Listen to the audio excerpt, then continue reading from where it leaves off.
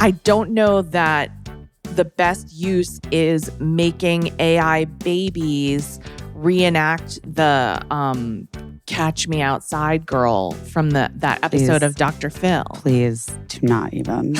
That's not real. That it is real, girl. It's real. Please. But now you want to look it up. See? I mean, I do like AI babies. Can I be real? That's the Catch Me Outside 22 about. Okay, that's really fucking funny. But can we also just be real about that? I really do like those AI babies doing. Well, wait till you see this Dr. Phil baby. But don't look it up because it's not a mold detection. Mold detection is where AI should be helping us with our taxes. That's how it should be helping us. Are you looking up the Dr. Phil baby right now? No. I'm not putting it down. I don't know what I'm doing, but I'm doing my best. Wait, why are we recording on a Zoom too? For a backup in case this fails. I would say. Always be backing up. I mean, that should be like a way to live your life. Do you know that I worked on a TV show? A TV show. I'm doing air quotes. After Busy Tonight, and it was for a production company that, in modern times, we have digital cards in cameras instead of videotape or film. And they shot an entire season, maybe not a season, I think an entire couple episodes of a show on location. And then without copying the little digital cards, just popped them in a FedEx envelope and that's not true. Sent them to LA. Guess what never came to LA? Those cards? Those episodes of that show. Just gone forever. And FedEx was like, we'll keep looking for them. And they were like, but sir, you don't understand. The episodes are coming up. It's time to put them on TV. And FedEx was like, yeah, we'll keep looking for them. We'll let you know. But that's a hard lesson. That sucks. It sucks. I mean, everybody who works in TV has a story. Everybody who works in TV. Oh my God. Do you want to know the craziest story? Yes. About that? Yes. I hope I'm allowed to tell this. Okay. Sorry, Mark, if I'm not. We'll find out. When I Feel Pretty was being edited, do you know this story? I don't know the story, but I can feel it. Someone got a call at the studio. I think it was the studio that was making I Feel Pretty. Yeah. And they're like, this doesn't make any sense. Oh, no. But I just bought a pair of shorts at the Gap and there's a card in it, an SD card. And I think it's a movie. Oh my God. Oh my God. And it was like someone who was in post-production. You're not supposed to take the SD cards anywhere, right? And you're definitely not supposed to put it in the pocket of some shorts that you're going to then return to the Gap. To the Gap. Oh, shit. But like wildly, it was just like this person was a good person. Yeah. And didn't fucking upload the rough cut of a movie. Oh my God. Can you imagine? Oh my God. I definitely can imagine, obviously.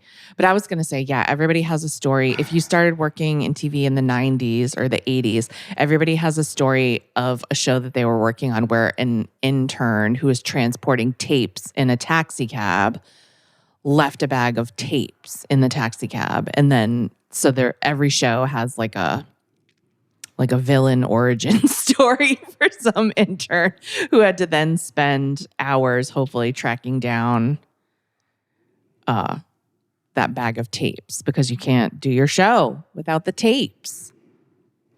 Right, that's right. They used to have to take the film to be developed. Yeah. Even when I started acting. When I was in college, that was a big, sometimes we would like make we would film something in film school, and then we would have to do like a second round of fundraising to develop our actual film that we made. And that would be like a holdup to like finishing your schoolwork. Being a film major was expensive Yeah. prior to digital vibes. I think it still is, even digitally. Probably. It's so much going on, and I'm glad we're doing this morning as opposed to last night, because honestly, when I was thinking about at 7 p.m. last night, after I had my full day, I was like, not going to say anything interesting. Literally don't even remember what's happening. My brain was fried. Yeah. I'm the kind of tired where like the only response is to almost start crying sometimes because you're that tired. Or to just cry. Yeah. And, like I have been stopping myself because I'm like, what am I going to cry about? And I can't cry like right here. Or you can, but I'm choosing not to cry right here. But there are, a number of times I have been like, I have to keep doing what I'm doing, but I do really want to cry. I haven't felt that way in a minute, not since I was attending college and working nights in the nursing home. And I would cry every single night when Matt would wake me up to go to work. Aw, I don't love that. Listen, it was hard times, but I'm sure I've told you this before. Like when I finally was able to resign my job at the nursing home because I was moving to New York City to do my internship at the Late Show with David Letterman. And Matt and I had gotten an apartment together, and we told our parents that like a third friend was living with us so they wouldn't feel so weird about us living together. But that wasn't true. We didn't really have a third friend living with us. But it was like a really interesting time because Matt was like, what if you're a completely different person than the person that I've known all throughout college? And I'm like, the girl that cries every night when you wake her up at 10:30 because she has to go to work. I could only envision that like I was going to become a better person being allowed to sleep every night. But then once you have babies, that goes right out the window. So Yeah. actually, I feel like it's kind of a good indicator of what you're going to be like. If having babies is something that's important. I mean, I can't really. You know what I'm saying? Yeah, I get. Listen, you know that guy did more than his fair share of getting up with the babies. So I can't really even complain. I think working in the nursing home waking up for the nursing home was harder than waking up for the babies in my particular case. I know that that's not usually. Was not my experience. No, I know. I got lucky on that one. I feel like I can like do anything without sleep after having children and working on Cougar Town. Yeah, I bet. Like truly feel like I'm like, what do you need me to do? Yeah. I was just talking to Adam, who is like here. He works here on the QVC show. Guys, premiere Wednesday night, 10 p.m. Yeah, tonight. Because today's Tuesday. Tonight, yeah. So tonight, 10 p.m., QVC Plus. Plus.qvc.com. Please watch it. Please watch it repeatedly. Please watch it. Please tell your friends to watch it. Share it. Please tell everybody that you know to watch it. Please do your shopping on QVC where you're choosing where to put your dollars. QVC has been really supportive of us in this project. So maybe, if you are going to buy something, check and see if QVC has it because they have kind of everything. Everything I can ever think of, they have.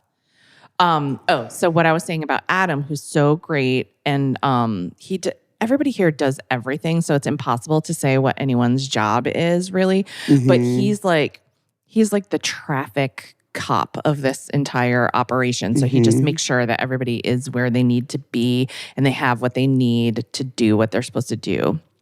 And it's a really small team. But we were just talking about how hard it is to change your brain from like when you're doing one type of thing, like say you're doing something creative and then you have to do something that's purely clerical, how hard it is to just like switch your brain back and forth, and how that's what really like fries your circuits. And so I imagine you having a baby and being on Cougar Town at the same time was that kind of brain switching. But maybe how tired you were was helpful. Maybe you couldn't even, maybe you're so tired you didn't even notice that you were like changing lanes constantly. I think that's right. Yeah. Also, I was like really good at just like turning it on Yeah. Yeah. and then passing out. You're still good at that. It is true. That's You true. let power right down. Gosh, there's so much going on. I'm excited about the show. That it's out or out tonight. Yeah. We've been working really hard on it, guys. It's been a road. I think journey. we can say who the first guest Well, of course we can say is BFF Michelle Williams, star of Dying for Sex. Yes. Yes. And many other things. Yeah, I'm excited for people to see it. Me too. It's so fun to be doing this. It's fun to be doing this. I'm like, I think we're both, you and I, we have like this week and next week left Yeah. filming. Yeah. And I think you and I are both a little bit like, you can't see my face, guys. But I'm making a face where I'm like, It's I like smile, but I'm a little bit like, okay, this is hard. it is. It's a lot of work. Listen, it's great. It's fun to be working hard. I'm super grateful to be working, to have a job to do. And it's fun to work hard, but also you're just like, yeah, I'm not 19 years old anymore, Honey, thank God for that. I'm just like, I had one night where, well, a little bit of a blind item. I had one night where a guest that we had on one of the shows is a friend. And so we wanted to go out for drinks after the show. Mhm. But then I was so tired that we just decided to stay in their dressing room and have drinks. Mhm. And I don't know how many martinis I had, maybe 2, maybe 3, maybe 3 martinis. And I did not bounce back the next day. Like, I really am not, I'm not a drinker. You're really not a drinker. I never have been. Like, and the window of when I drank was so, when I drank, oh, I sound so weird. But like when I first came to New York City, When I drank. when I first came to New York City, I was like kind of freshly 21 years old. And so I was such a good girl that I never drank when I was like in high school or underage. I just didn't, because truth be told, I didn't want to get in trouble with my mom. Right. Like that would not have been something that I could have lived down with her. So I didn't drink. And then like, I remember my first cocktail was with our friend Rodney Rothman. That's funny. He invited me bowling because I was like having a rough few days. He invited me to a bowling alley, and then he got himself a gin and tonic, and he got one for me. And he was like, "This is a gin and tonic. Have you ever had one?" And I wasn't like, I've never actually had a mixed drink. I've never had a cocktail. But gin and tonic remained my main drink for, It's kind of funny how that happens. Like the first thing someone tells you how to order, you're like, that's what I drank. Yeah. That's my drink.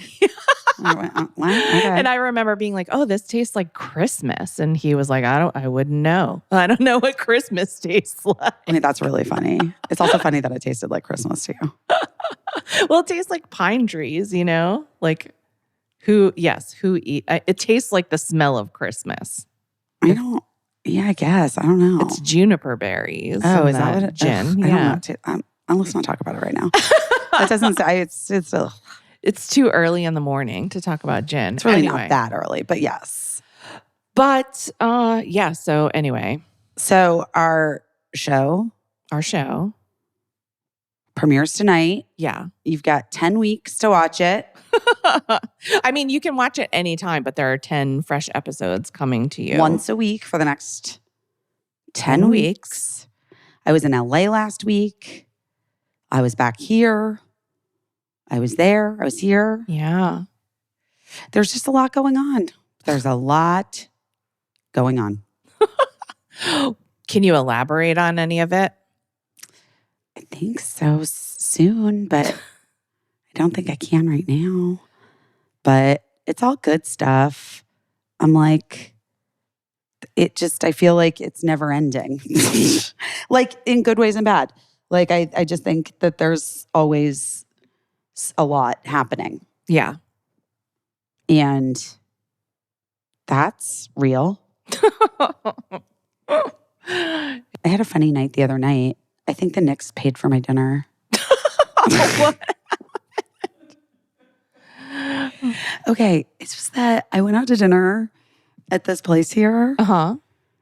and then we were like hanging, and then it like kind of turns into, it's like a restaurant that then kind of turns into like a club sort of. Okay. It's like one of these like new like members club restaurant places, but Yeah. the food's good.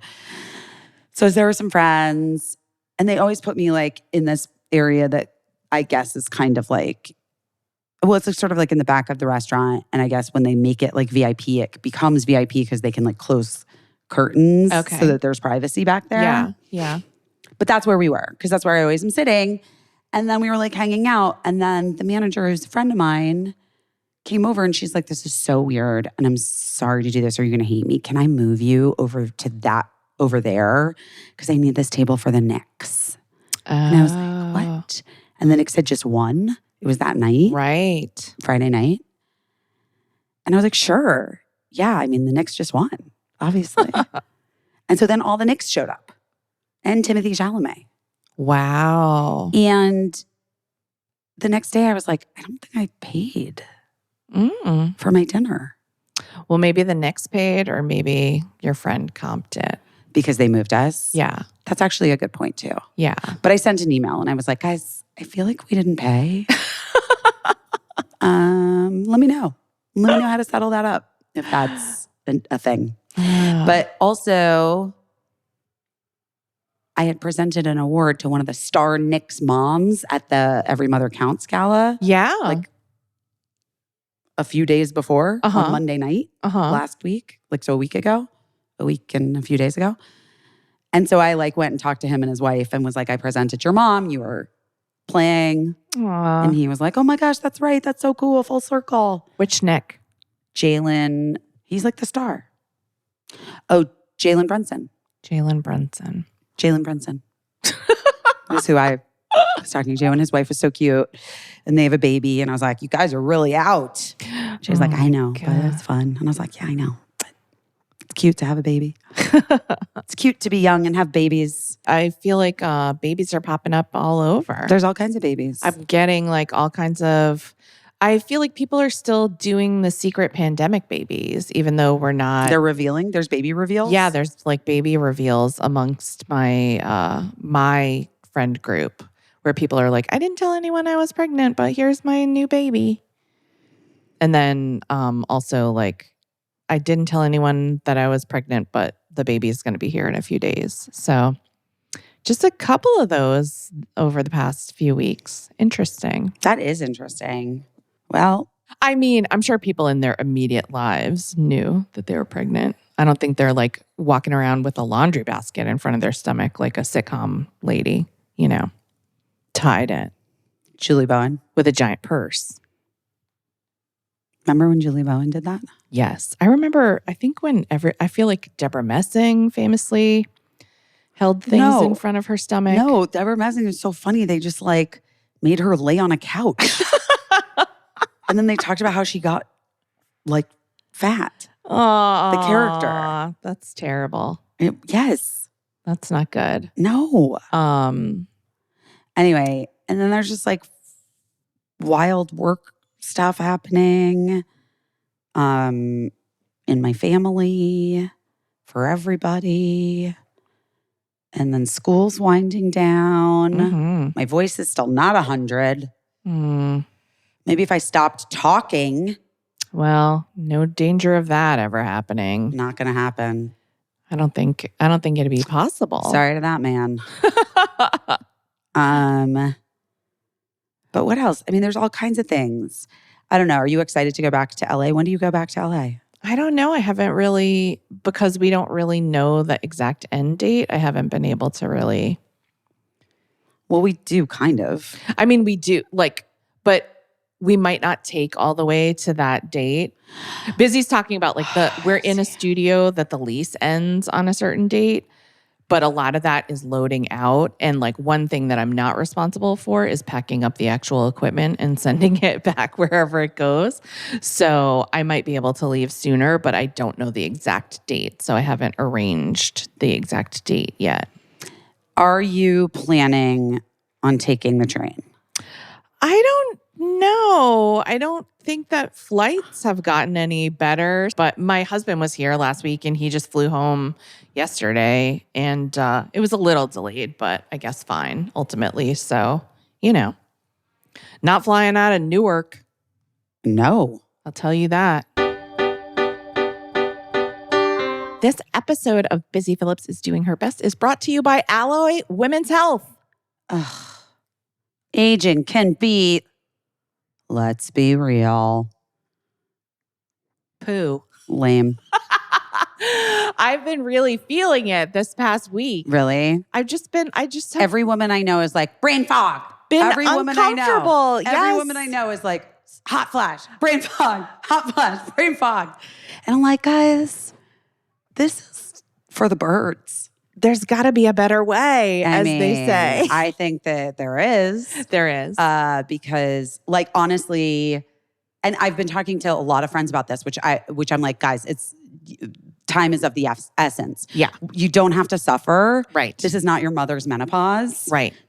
We can 100% get relief from symptoms, and Alloy is here and helping you to live your best, healthiest life through menopause and beyond.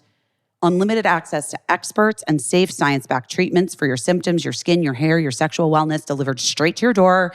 Everything is done online from the comfort of your home. No waiting for an appointment or in line at the pharmacy.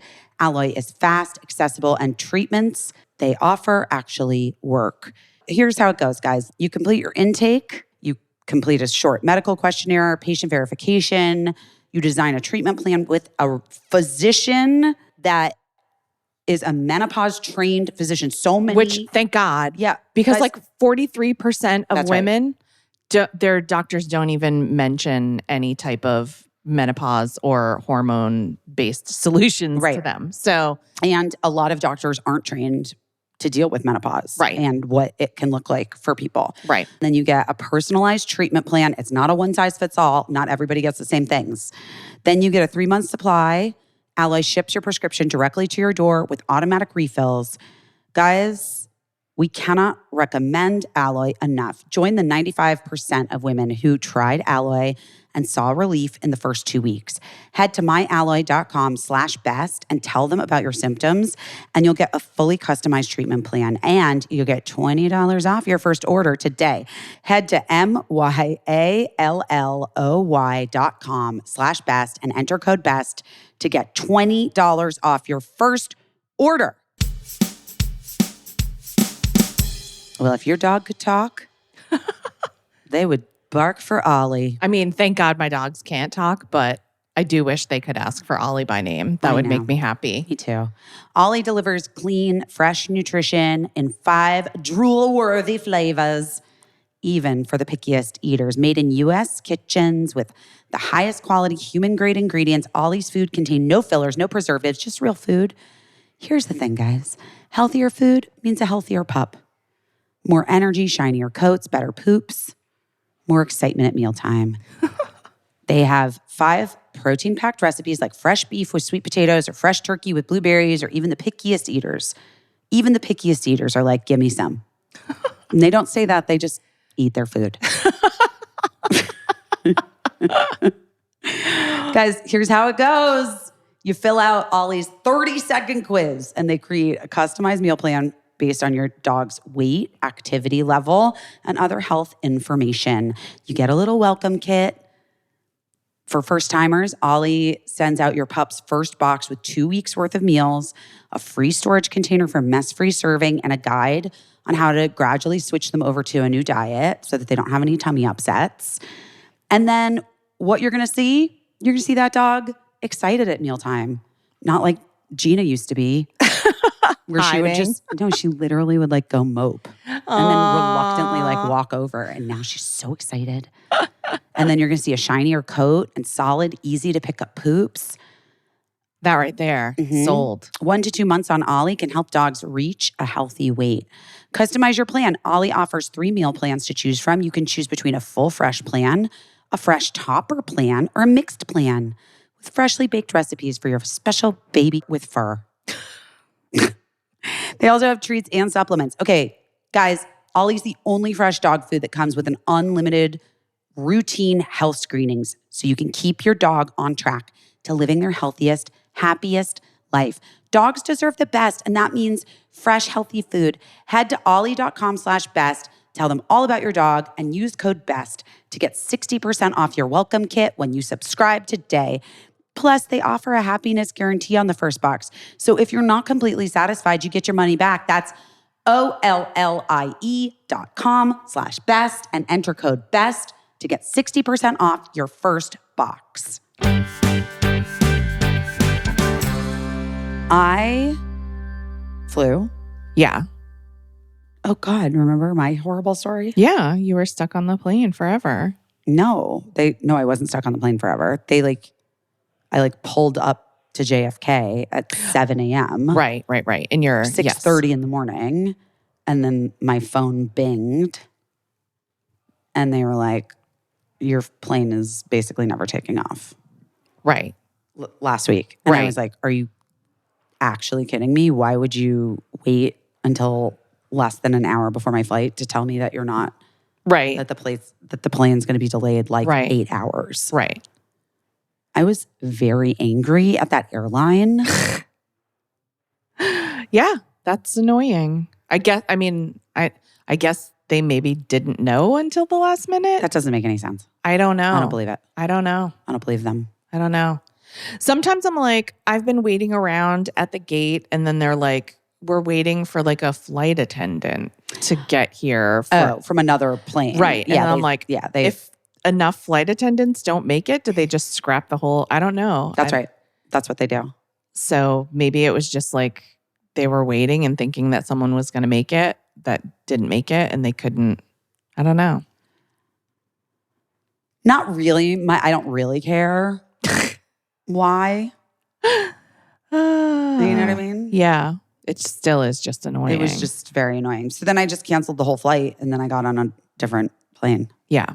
because I couldn't wait. Yeah. I needed to get to LA for business. But yeah, so wait. So what else is happening to us? What are we doing? Well, I don't know. I just feel like we just keep saying a lot is happening, but I know you guys, I'm sorry. Here's the thing. I want to say things. I want to tell you things. I really do. but we can't really. I just don't think I can right now. Yeah. Not this second, not today, but okay. I can maybe next week. And that'll be great and exciting for all of us. Well, why don't you talk about did you meet cool people in LA when you did the QVC summit? I mean, I know everybody. Okay. Did you you didn't I meet saw anyone? Jenny Garth. Great. Love Jenny Garth. I saw our friend Teresa Caputo, the Long Island medium. Love who's been Teresa on this Caputo show. on this very podcast. Jenny Garth is coming on the QVC show. Oh yeah, guest we on can the QVC. Guest on the QVC show. Stacey London I saw Stace. We also hung out. coming on the QVC show. Also former podcast guest. You knew every single person? You didn't meet anyone new? No, isn't that weird? Oh, that's so weird. But I didn't, to be fair. Oh, I mean, I met like the people on my panel. I didn't know them. They're Okay. like influencers. Yeah. Like Carla Rockwell, who I love. I love Carla Rockmore. Rockmore. Why did I say Rockwell? Because that's very Sam Rockwell. And Yeah. yeah. Carla Rockmore, Brunch with Babs. Oh my God, love Brunch with Babs. Wait, do you want to know the craziest thing about Brunch with Babs? What? Her name is Barbara. Like my mom. Like your Her daughter's name is Elizabeth. Like me. Oh, interesting. Guess where Barbara grew up? Oak Park. Really? Guess where my mom grew up? Oak Park. Oak Park. Interesting. Isn't that weird? Are they around the same age? I think Brunch with Babs is younger than my mom. Oh, okay. So they probably didn't. I don't think they had crossover. They weren't in the same girl gang. But they weren't also, she went to a private or like all girls high school or something. My mom went to public, went to Oak Park River Forest High. Oh, okay. So. All right. Hi. Hi. Oh, here's Adam. We were just talking about you, Thank you, Adam. Adam just Anywho. brought a latte to Busy because that's, he's like in charge of stuff, but he'll also get you a coffee Yeah. I'm into it. if you're doing something. He always laughs at me because I like the worst coffee. Not like the worst coffee, but like I'll just have a K cup, Like yeah, I can't. instead of Oh my God, wait. Okay, you know what we can talk about? what? Do you know how fucking crazy doing the Instagram live, like not the Instagram, TikTok, the TikTok live shopping thing was? Oh, yeah. With John, who is friends with Raymond. Yes. And Angela, who's a QVC ambassador. Yeah. It was crazy. Can I just tell you it was crazy? Yeah. We It was- hadn't really talked about it. You guys, it was wild. I mean, I don't know. I kind of loved it. Did you? Yeah, I kind of was like, maybe I should just do this for the rest of my life. I know. I thought about it too. I'm like, maybe I just I closed my TikTok account when TikTok had that temporary ban. But then I'm like, maybe I just start a TikTok account again and then I just make things and, if 5 people watch them, that's fine. I think you can probably get, I think you can do better than that. But yeah. Maybe, but who knows? TikTok is I watch TikTok a lot, but I haven't used it a lot. So it's completely foreign to me. And I would have to figure it out and see. I thought it was interesting, a lot of these influencer women who are plus 50 plus. Yeah. They have younger daughters who are basically running the show. Yeah. That makes sense. It's also very interesting to me that, I think I mentioned this before, but when I went to the Purple Rain Airbnb house. So cool. So cool. Obviously, I took pictures and gathered a ton of footage and stuff because I was wanted to make a post about it. And I wanted to put something on TikTok. I just put a carousel, plain old carousel on Instagram, whatever. But I wanted to make a TikTok video. And as someone that works in television, I was trying so hard to make this video and it was breaking my brain. Well, that's what I feel like. Yeah. I'm I don't, at this point, I'm getting so bad at posting. Yeah. I gotta fucking, I don't know what I'm doing. I think it's hard because I'm working too. We're working. Yeah. I have a lot going on outside of work, I guess. Yeah. Anyway, my point about the TikTok I was trying to make is that I handed the phone over to Eli and Eli doesn't even use TikTok And in 2 really. seconds he did it. Yeah, he did it in 2 seconds. And I kind of think that's the thing. yeah, and I'm just oh, your brain is different than my brain. I think their brains are different. Yeah. Children's. Yeah. Which was interesting because like I said, he's not even a TikToker. He doesn't do that. So I don't know how he did it, but he just was intuitive. Yeah, this will be cute. It's intuitive to their generation. Yeah. Not intuitive to us. Interesting. But so anyway, yeah, I guess I need to get a daughter. I don't know to help me. I need to get someone's daughter. I need to hire someone's daughter to help me. I mean, I guess you also just said that your son could do it. So I think you could probably just, I don't think it has to be a daughter. Well, but I'm just saying that maybe I should just get someone who wanted to do it. I don't know that that's my son's dream in life to help me post TikToks, Well, because part of what I have been feeling is I could, whatever. I could Sure. I could hire a person to help me out here, Yeah. but then I'm paying a person and not that, like, it's just like, then what are we talking about? Right. You know, to what end? Like, what's the return on that for me? Right. Like, why? Well, listen, here's what I will say. Are you familiar with the comedian Leanne Morgan? Only because of you, yes. Okay. I love her. I know you do. She's also like, when we're talking about like women who are older than, you know, whatever is the age of women that are the hot age right now. I think the hot age is older women. Just Okay. Leanne Morgan she's a Southern woman. She's a comedian. I guess, and correct me if I'm wrong, Leanne Morgan fans, because I bet there are some of you out there. The way that I've heard her tell it is that she was doing comedy. She was working comic, like going around performing, and really like wasn't having the career that every comedian dreams of. You know, she just was like, it's such a nice way of putting it. This wasn't having the career that people dream of. You know what I'm saying? Like, Yeah. you know, just like working really way too hard to get the things that she was getting. And so I don't know if it was like her husband, like she had like a heart to heart with her husband. But anyway, however she arrived at the decision, she hired 2 young kids, as she says, to start handling her social media. And I think she even calls them boys. I think she's like 2 boys. And she got really famous really fast from like TikTok. And so now she is having the career that she dreamed of. Just because like so many more people became exposed to her through TikTok. Well, you're not talking into a microphone. I know. But we're all in the same place. I understand.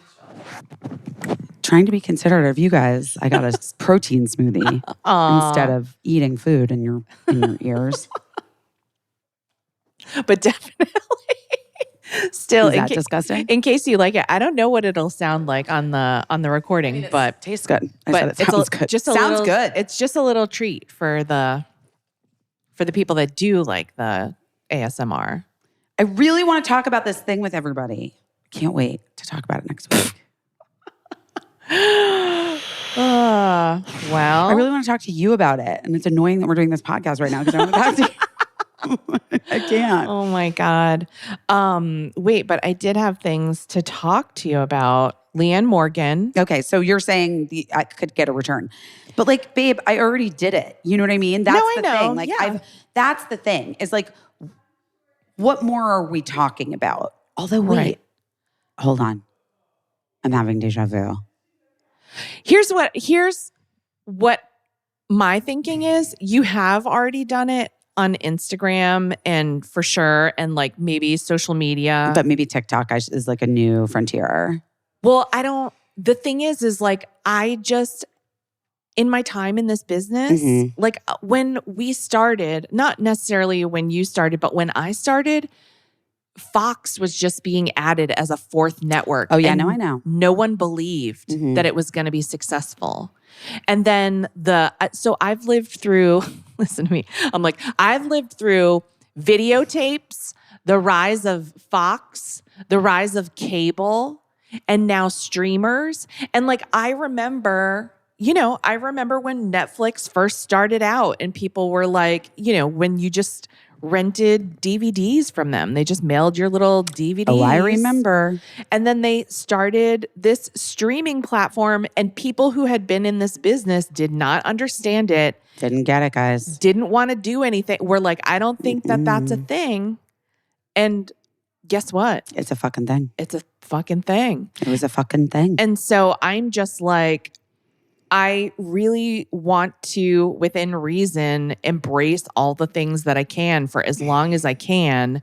And it's hard because I want to do it with wisdom and with my eyes wide open, you know, about things like social media and like how it affects people versus like, you know, a big thing for me is like, community is so important. Yes, and yes. social That's media, literally what my panel was about.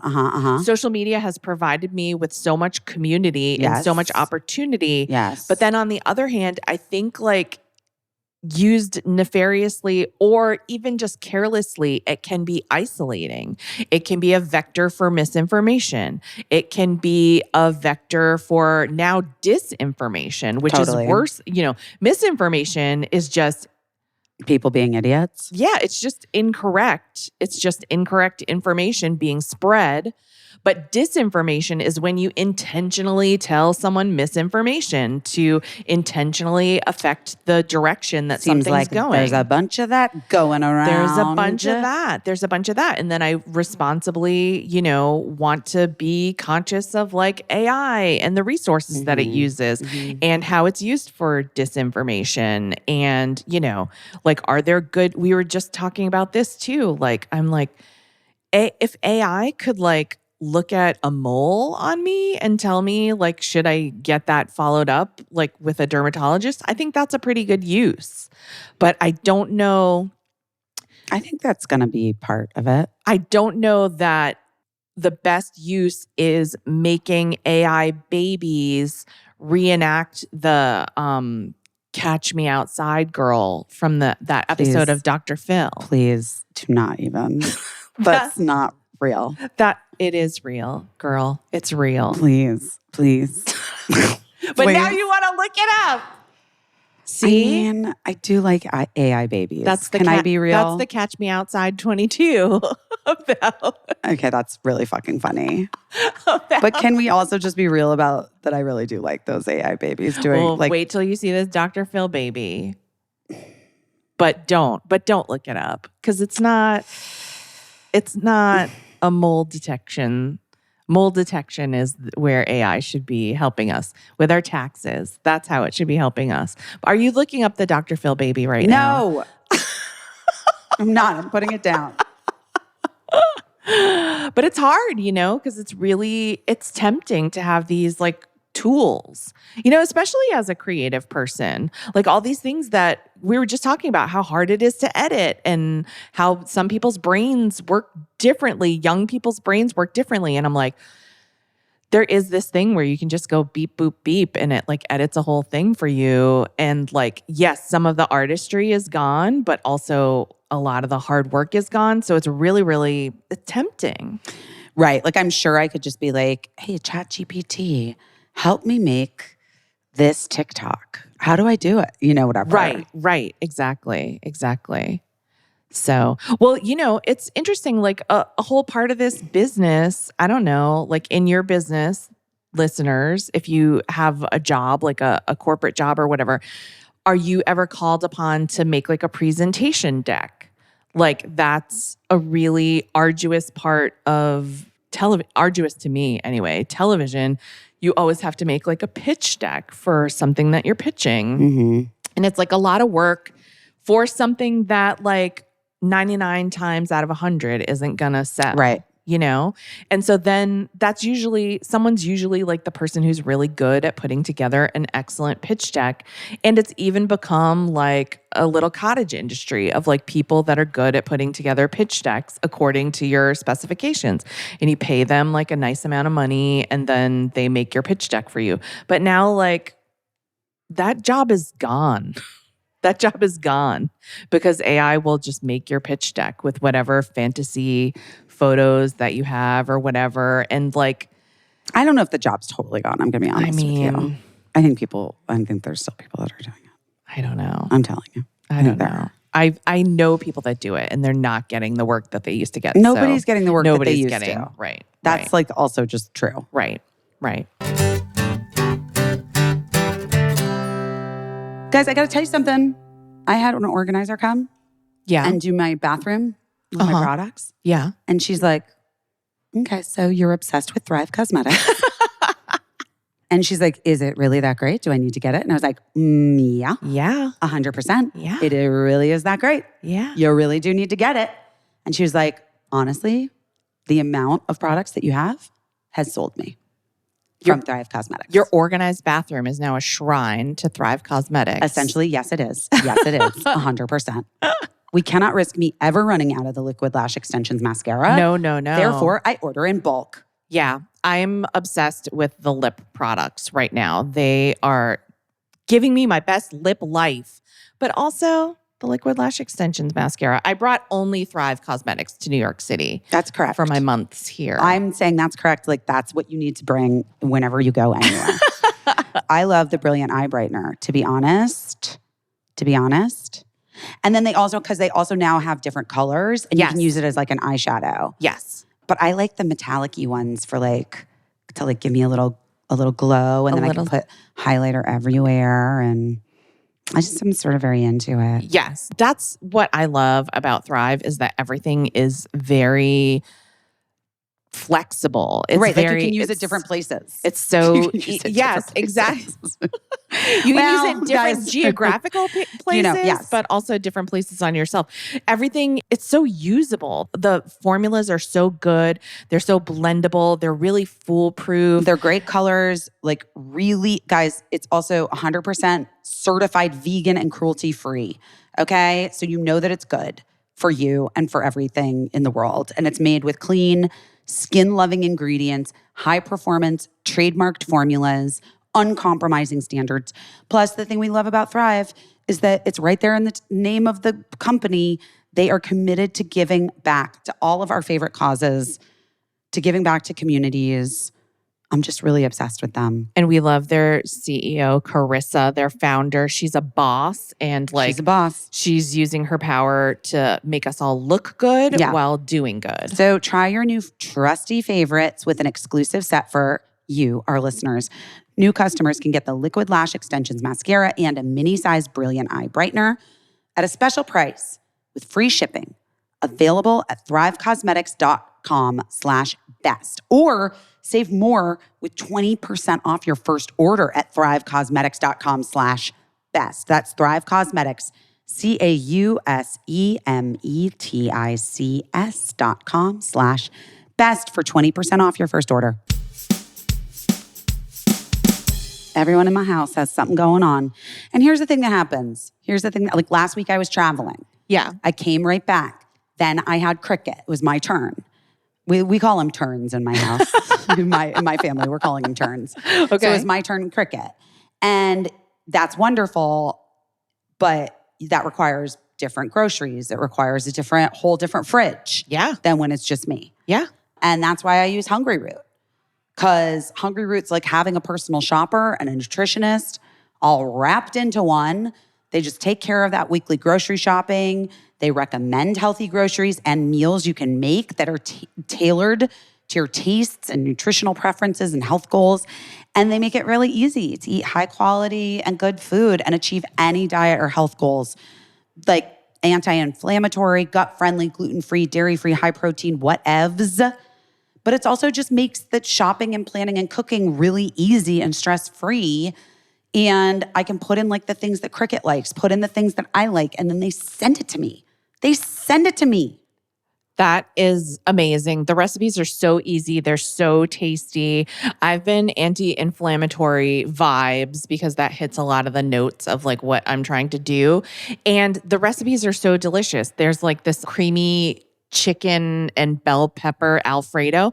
Who would think that Alfredo could be anti-inflammatory? Oh, wait, I got that one because Cricket's obsessed with Alfredo. Yeah. So, I mean, like when anything can like taste good and be like your dream fantasy food, but still not be inflammatory, that's a win for me. Also, I love the salad kit. Oh, salad kits are so good. Everything's so good. Honestly, also, there's no high fructose corn syrup, artificial sweeteners, or preservatives in any of the food. And they only source top quality meat and seafood, free of hormones and antibiotics. Guys, there's just something for everyone. They even have like kids snacks and sweets and ready to eat meals and supplements. Yeah. We love Hungry Root. We love them. Take advantage of our exclusive offer. For a limited time, get 40% off your first box, plus get a free item in every box for life. Go to hungryroot.com/busy. Use code busy. That's hungryroot.com/busy, code busy to get 40% off your first box and a free item of your choice for life. hungryroot.com/busy, code busy. Well, we're all out here doing our best. Even those AI babies, I guess. People have been sending us a lot of doing my best. Like a lot of places just started selling doing my best t-shirts and swag. And people are like, is this thing at Target's dollar spot affiliated with you?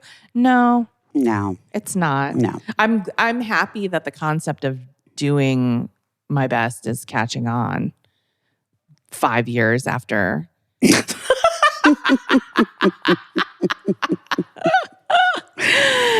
Yeah, I mean, it definitely is like, yeah, I mean, we didn't invent the idea of doing your best. No, so. not at all. But yeah, no, all those, if you see like a t-shirt shop or whatever, that's not Brave Gowns. It's not our stuff, but that's so cute that everybody's has like little doing my best coasters and stuff, I guess. I don't know. Yeah, it's great. Good for you. Don't worry about it. We'll think of something else. Oh my God. Oh, wait, here's other news that I have. What? Guess who DM'd the podcast Instagram account? Which, by the way, guys, talking about like all this social media stuff, I am the person that does the podcast Instagram account. The facelift doctor. The facelift doctor, we're in ongoing talks. Oh, okay. So But- this is someone new? I was about to apologize for just saying like I've been beefing it on like the Instagram account because It's fine. You're working. Don't worry about it. I'm just saying, I know, like I know that we exist by the grace of people being like, interested in what we're doing. So like I do have some Well, guilt we about exist that. either way. Yeah, babe. but exist doing this. You know what I mean? So anyway, I just want people to know that yes, I know and I feel bad that But you're doing your best. yes, I'm doing my best, just like Target says in their dollar spot. Okay, so tell me.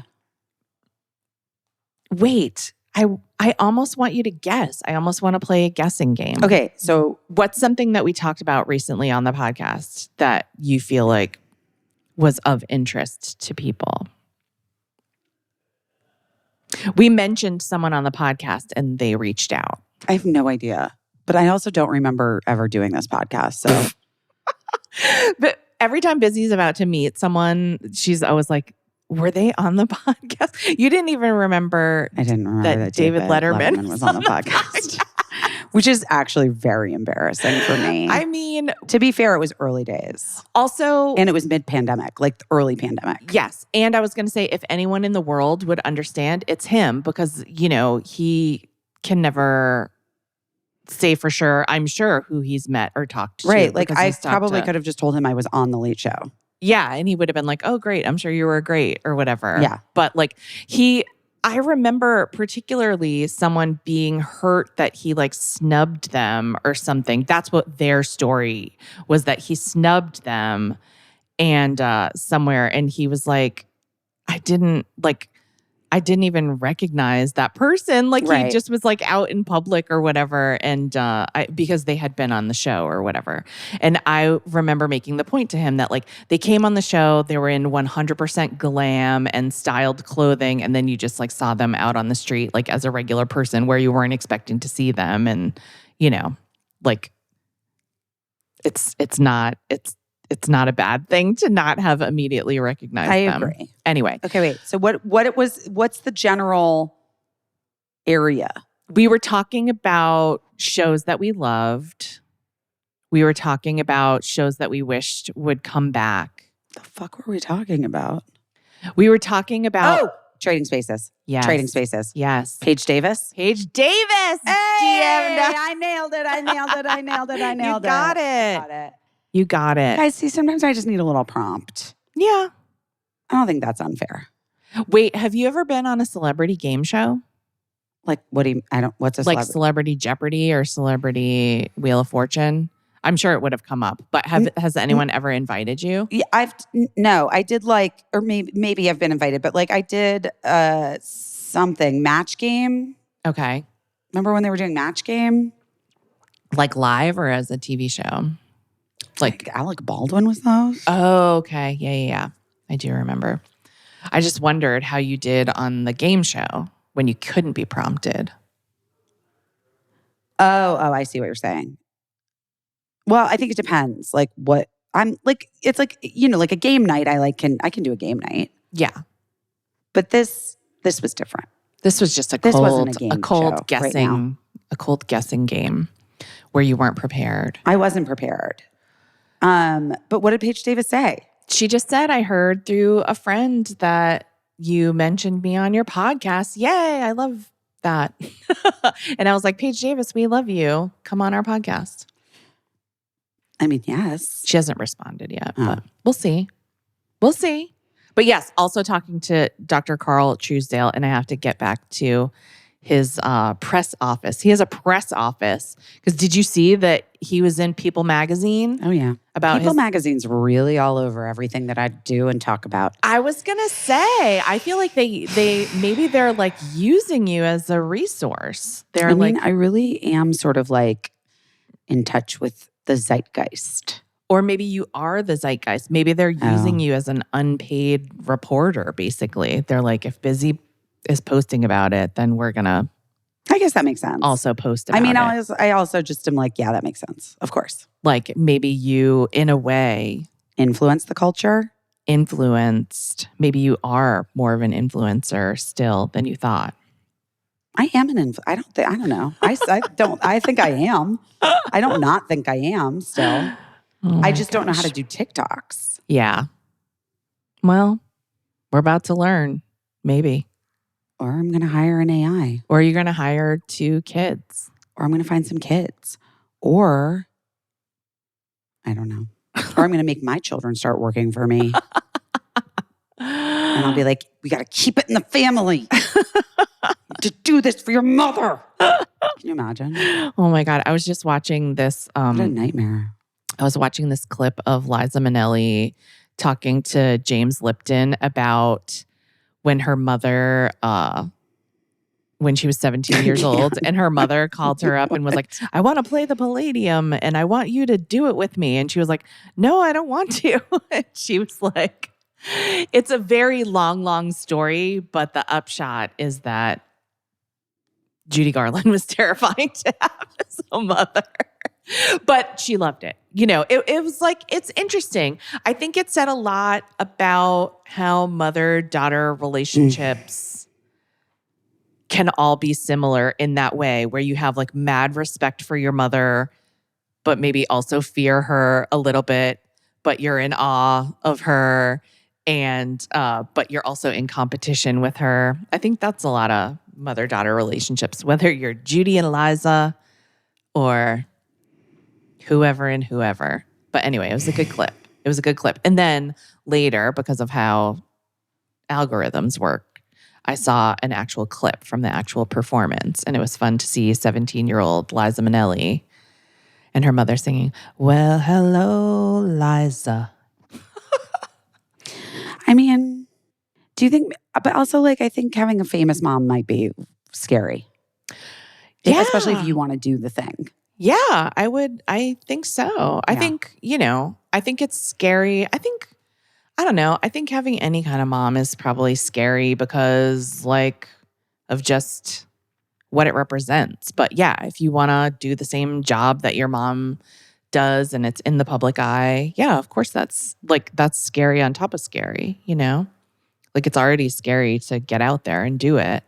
But it's, but my mom was like, I didn't even ever perform anything professionally. And my mom still would become like, you know how like people become an expert in like forensics, like whenever anything happens, in the world. And then they're like, there's no way you were talking about that thing last week. Yeah.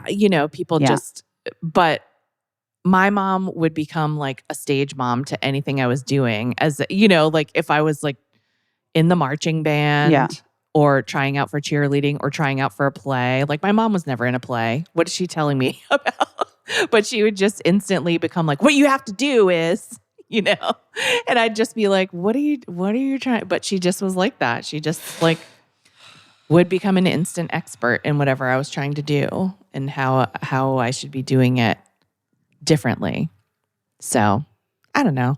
Maybe some moms aren't scary at all, but I don't think having a scary mom is all bad. Look at Liza. Look at her now. There's something. She was on wait. Arrested Development. Wait, I have to tell you. So I was like I've been doing interviews for the show. Yeah. For this show. Not For this the podcast. QVC show. Yeah. Guys, premieres tomorrow. Tonight. Nope. Guys, premieres tonight at 10 p.m. Mm-hmm. QVC Plus. You can watch it online. Get the app. Download it to your smart TVs. Yes, I feel like that there'll be a round of questions coming about that. If you have a smart TV, you can download the QVC Plus app. You just search your apps and you download it. It's a free app. It's streaming, no subscription. If you're on American Airlines, you can watch it. If you're on American Airlines, you can watch it. And then you can also just watch it through your browser at plus.qvc.com.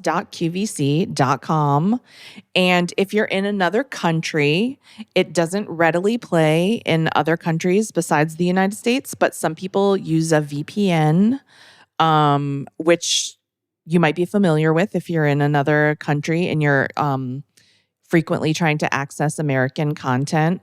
I'm assuming that it works in some places and doesn't work in other places. That's been my experience with last season, but I hope you can see it. It was very wonky.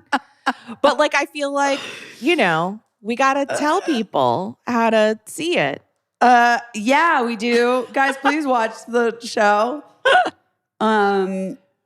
You can buy the outfits we're wearing. You can buy stuff on QVC. Yeah. And the outfits are like really styled so nicely by the wardrobe department here. And they just make us look so cute and good. It's good stuff. It's good stuff. It is good stuff. I like the clothes and you were saying you met Carla Rockmore at the QVC TikTok I love event. her clothes. I love her clothes. I've loved her videos for a long time.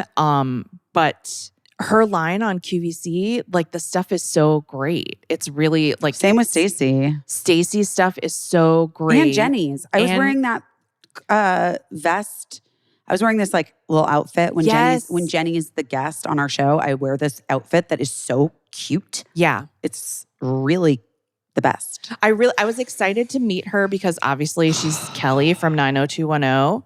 But then the second most reason is because I wanted to thank her for the pants that she designed, and she works with her daughter too on her clothing line for QVC. I wanted to thank her because these pants that like I saw them on the hanger and I was like, oh, those are nice pants. Those are nice navy blue pants. Yeah. Then when I put them on, they were like the most outstanding pants silhouette that I've had on my body in years. Plus, I don't know if you know this, but Jenny's really passionate about sustainability. Yes.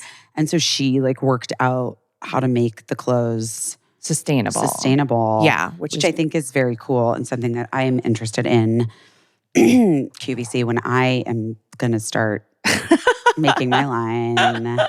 When I'm making my line for QVC.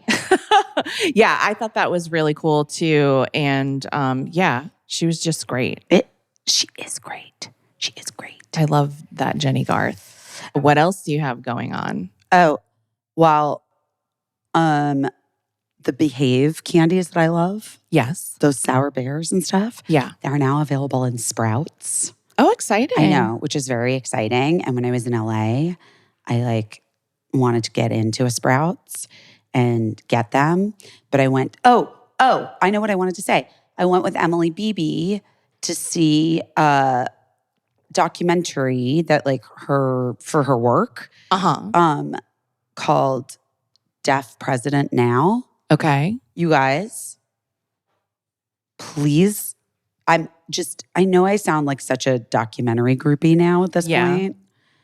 I mean, I love a documentary. I've always loved it. You can watch it now on Apple TV. Yeah. Plus. But basically, sometimes I watch documentaries and I feel like how did I not know about this? Right.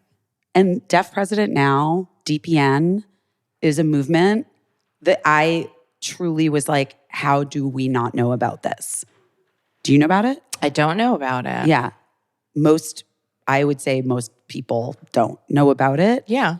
But essentially, it was like the civil rights movement for deaf and hard of hearing individuals in the late 80s at Gaudelais University, which is the only university in the world that's 100% like for deaf and hard of hearing people. Okay. And I also just didn't really realize culturally the history of what being deaf in the world and specifically America meant before DPN, which was kind of like that a lot of people who were deaf were treated as though they could never, rise to the levels of a hearing person. Right. That they weren't,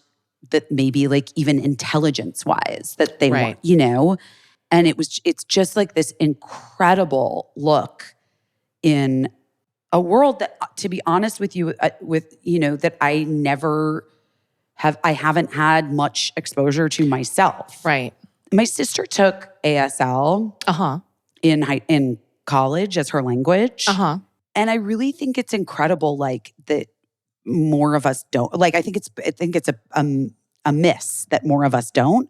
But also, like, I didn't even know. Did you know that? I mean, we call it ASL because it's American Sign Language. Do you know that there's British Sign Language? Do you know that even I did know other that, English-speaking countries, like in Australia, they have their own sign language? It's really fascinating. Yeah. And also that like closed captioning doesn't even quite capture what sign language is, in the same way that like if you are fluent in two languages and you're watching a French film and you're reading the subtitle, sometimes you're like, well, that's not really exactly what that is. Right. That doesn't really convey the right thing. Yes. Same is true with sign language and captions. Isn't that interesting? Yeah. Captions I know used to be like people, like it was artistry. Again, like talking about signing. No, closed captioning used to be. Oh, well, I had a friend who did it. Yeah. And so it would I was told once, I don't know how true this is, but I was told once that there were like particular captioners that were like considered the best ones and gifted at That's it interesting. because they were, trying to deliver nuance and convey the things that you're talking about that are missed now by, however, like now I think that is one of the forefronts of AI is just like transcribing the audio from television shows. And so that's why it's like sometimes I put the captions on all the time just so that I'm not blasting the TV, and a good amount of time it's not even close, Yeah.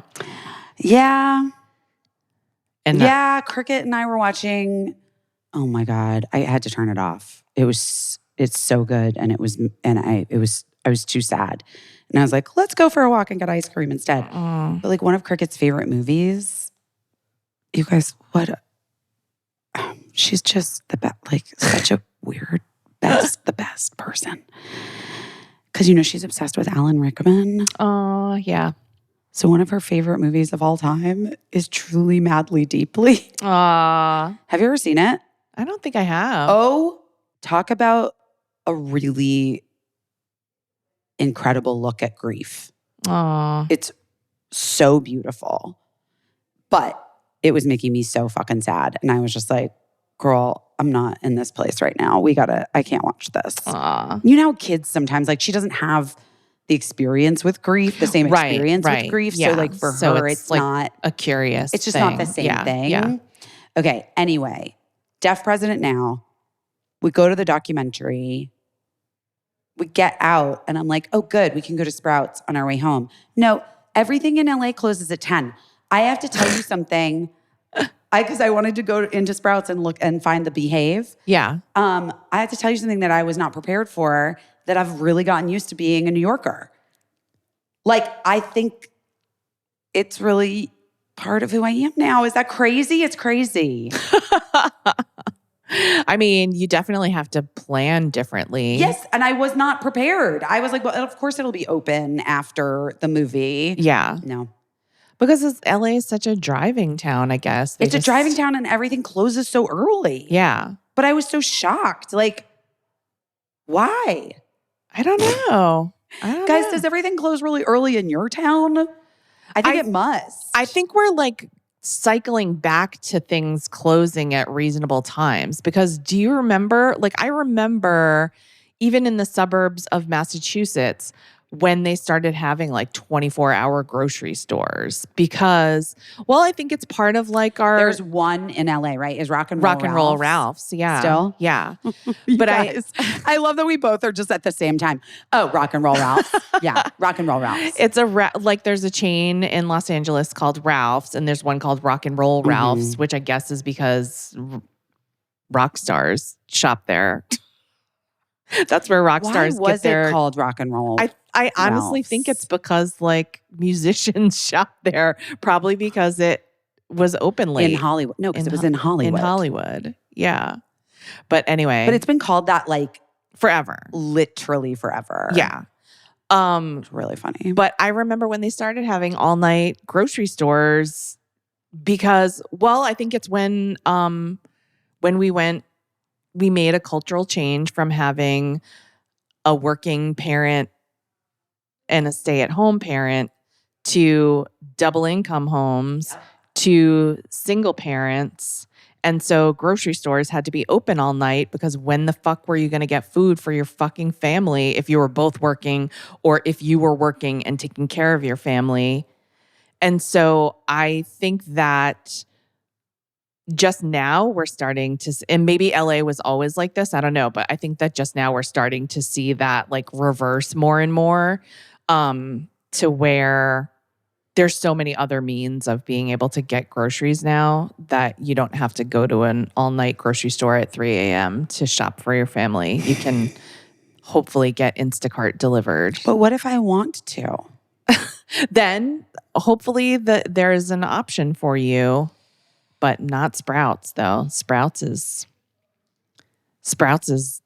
a hard 10 p.m. close, I guess. I guess so. So you missed getting into Sprouts? Yeah, and then I was leaving like really early the next day, and I just didn't have time.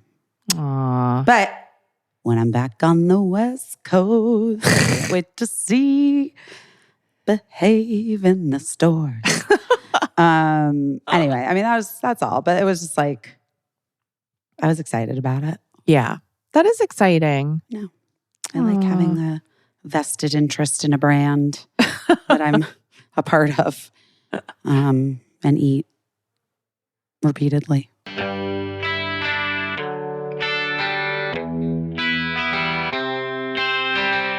Oh my gosh, I'm obsessed with Dose. I'm obsessed. Wait, I took it this morning. I am obsessed with Dose. I wish I could drink it all day long. Okay, so here's what Dose is.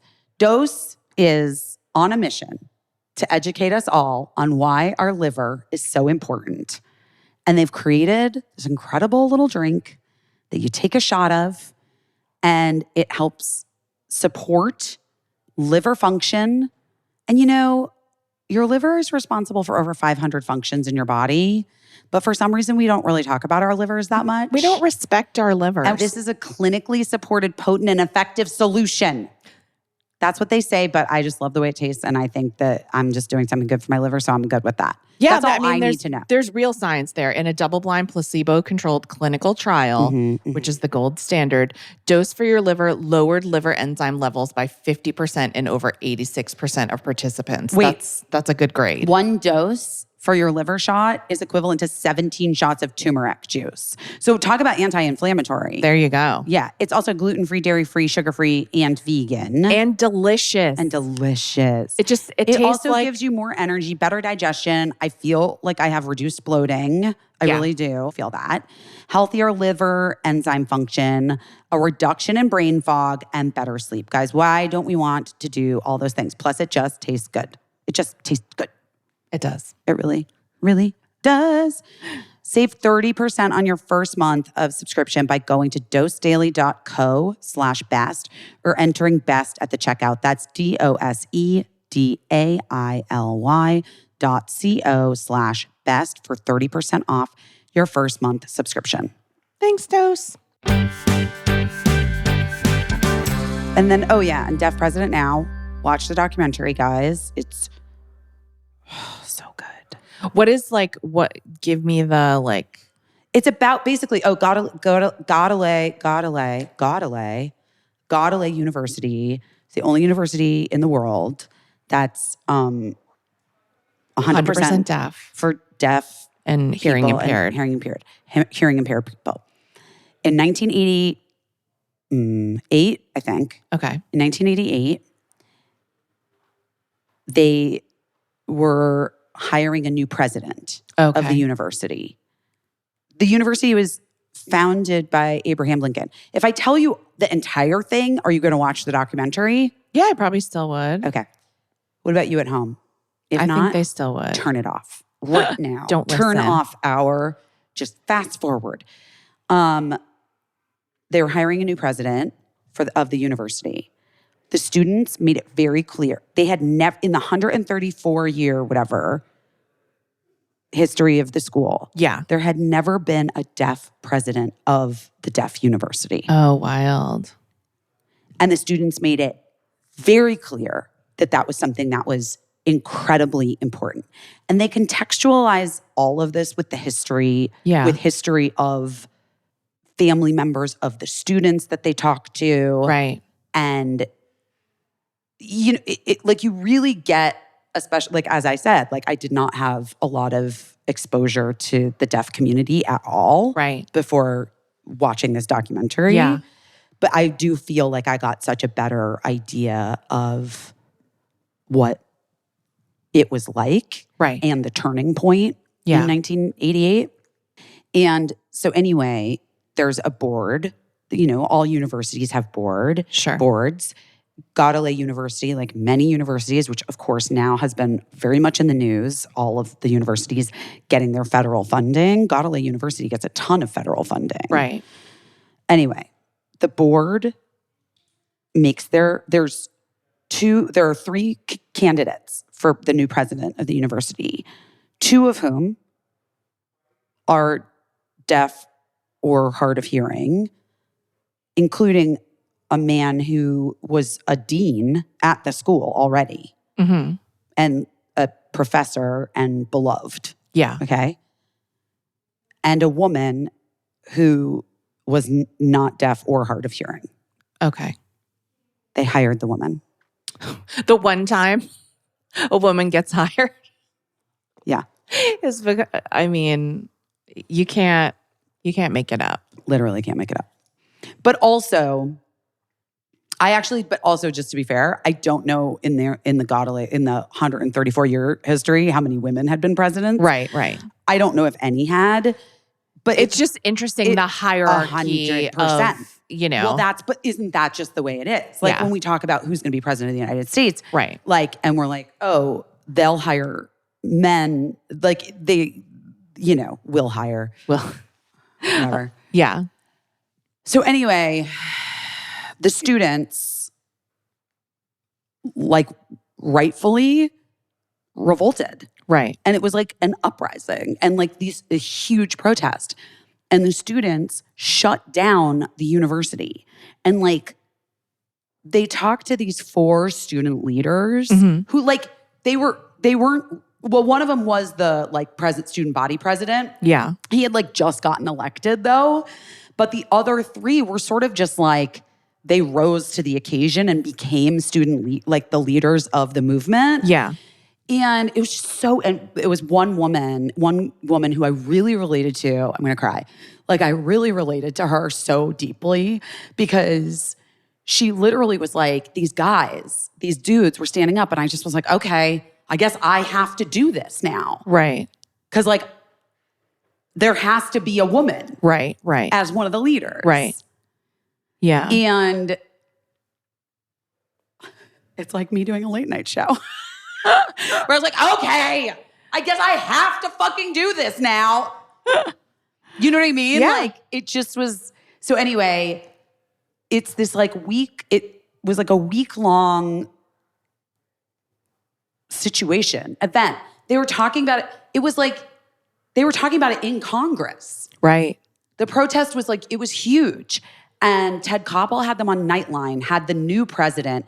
And the woman who was like the head of the fucking board was this like horribly officious, like rich and very snotty and like superior woman. Yeah. Who was like all of the things that like the subjects of the documentary were talking about in terms of like how the deaf community had been treated previously. Yeah. You could just see in how this woman in the footage, like how this woman was talking.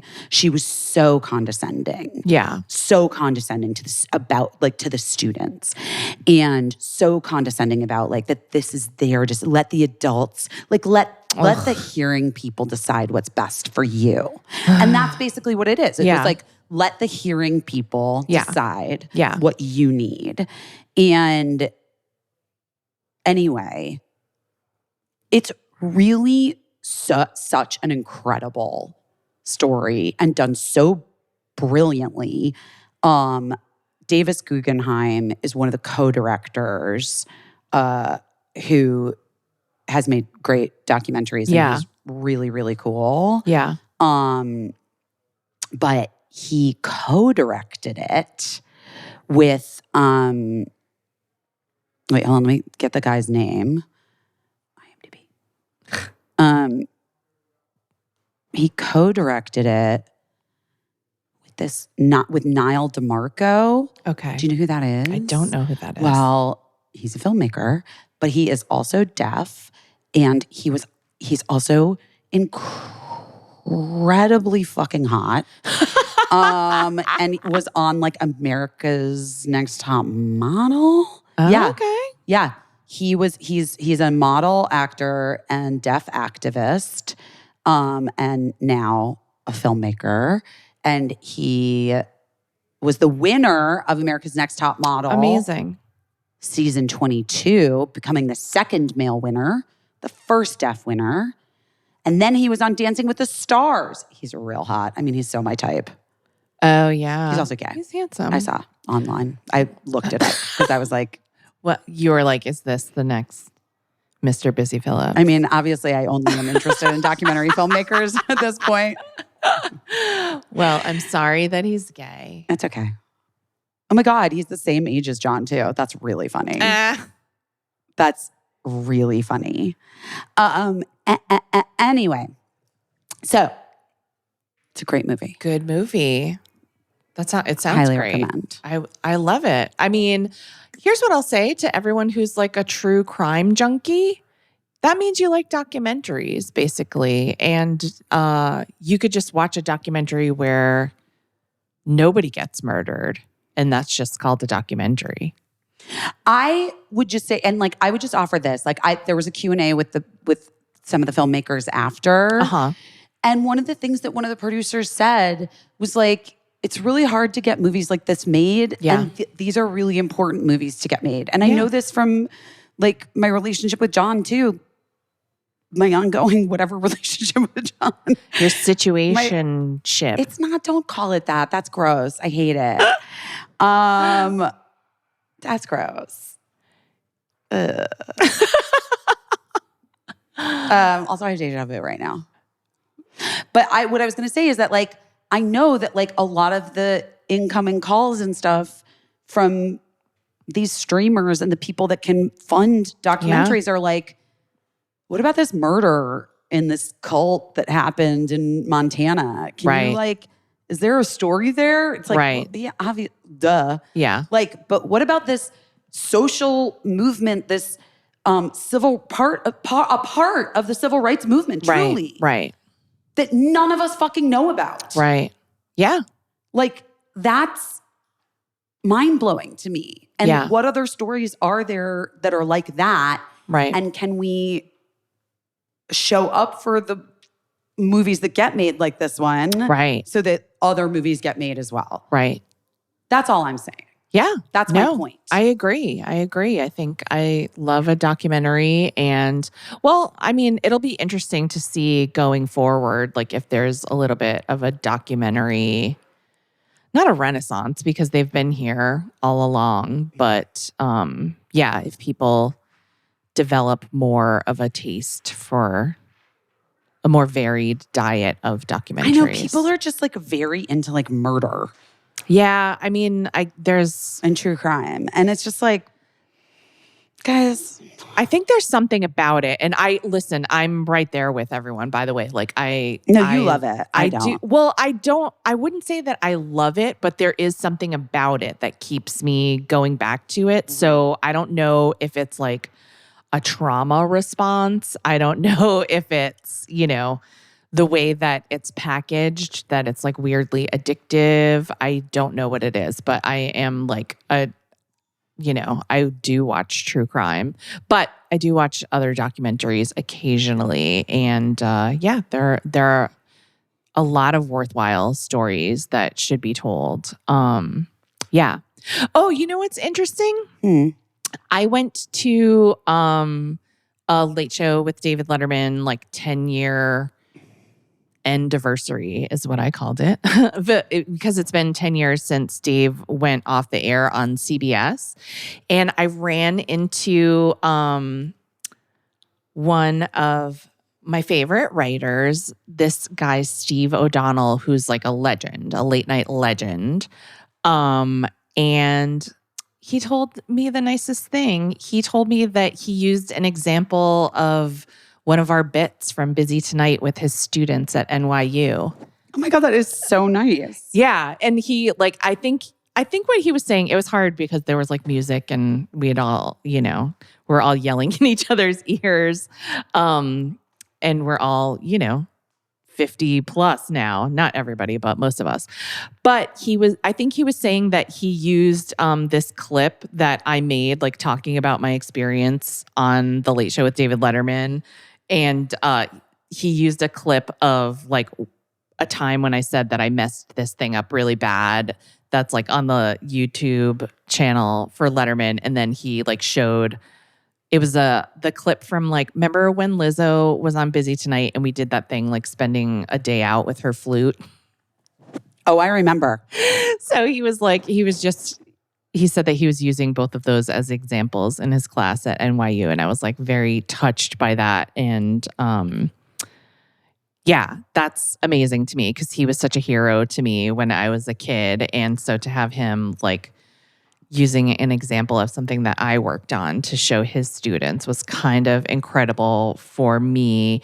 And then, and then like a couple of the younger people who worked on the show after I left came up and said hi and that they're huge fans of the podcast. So I think one was named Sam. I think that's right, Sam, if you're listening. And I know there was somebody else and I can't remember her name, but she was so nice. And I told you guys to like say hi to me on Instagram or something so that I would, so that we could be like real life friends. And then Brian, the showrunner of The View, was talking to me about how great you were on The View and how it was such a pleasure to have you. He was so nice. He is very nice, but it's very interesting. It's almost like a class reunion when something like that happens, but it's not really because there are no classes. It's just these like waves of people that work there. And I realized like how many people I am friendly with in real life, like we're real life friends, but that they worked there at a different time than I did. And I just became friends with them because of like because you have this connection, you know? And so I guess it's kind of in a way like if you became friendly with like an alumni of your college or whatever. But it was just really interesting. And I can't believe it's been 10 years and I can't believe it's only been 10 years, you know? I feel like it's longer than 10 years to me. Right. That's what I'm saying. Like I can't believe it's 10 years already, but also it seems longer to me too. Cougar Town's been off the air for 10 years. Wild. It is wild. Yeah. All right. Well, we should go because we got to get into hair and makeup, or I got to get into hair and makeup. I do too. Are you doing? I didn't know you were going to be on camera today. I didn't know. You don't know either. You could be. Maybe. I got to be ready if I'm needed. Yeah. Sometimes I'm just like, Casey, come here. I don't want to do this by myself. Which, by the way, fair. I say fair to me. It's why I made Casey be on camera anyway. No joke, guys. I just was like, I don't want to do this by myself.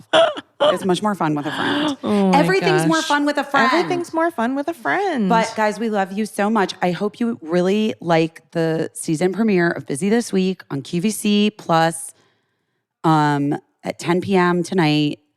Please watch. Check it out. Post about it. Tell your friends. Do it all for us because we love you. And we might not be back next week because it's Memorial Day weekend and we have to do show stuff, but we have to let people have the holiday off. So everything's like compressed. So there might not be a podcast next week, but then we don't know. We'll be back the week after. But hopefully you'll be doing something, you know, outdoors and it'll be nice weather where you are. So you won't even miss it. Yeah. But if we don't talk to you next week, we'll talk to you the week after. Yeah. Sounds great.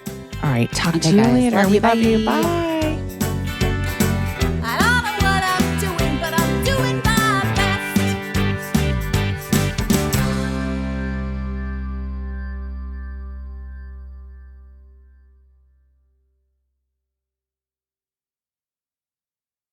Oh no.